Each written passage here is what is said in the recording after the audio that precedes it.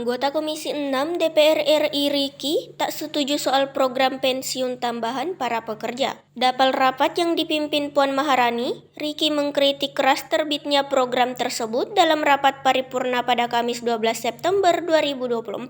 Saat rapat, Riki mengajukan interupsi dan mengungkapkan poin penolakan sambil meninggikan suara.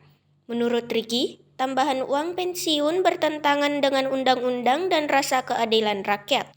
Riki juga mengatakan jika hal ini bertentangan dengan amanat konstitusi dan terindikasi, mengakibatkan tumpang tindihnya program pensiun yang dikelola dengan prinsip dana amanah dan sistem jaminan amanah nasional. Riki mengungkapkan emosi di detik-detik terakhir saat Ketua DPR RI Puan Maharani hendak menutup rapat paripurna ke-6 sidang pertama Selasa 24 September 2024. Itu kami berpandangan bahwa khususnya ayat 4 pasal 189 terindikasi kuat bertentangan dengan amanat konstitusi dan terindikasi akan mengakibatkan tumpang tindihnya program pensiun yang telah dikelola dengan prinsip dana amanah dalam sistem jaminan sosial nasional. Kedua, kami memohon dukungan dari pimpinan dan anggota DPR RI untuk menolak terbitnya PP tentang program pensiunan tambahan karena sangat bertentangan dengan rasa keadilan rakyat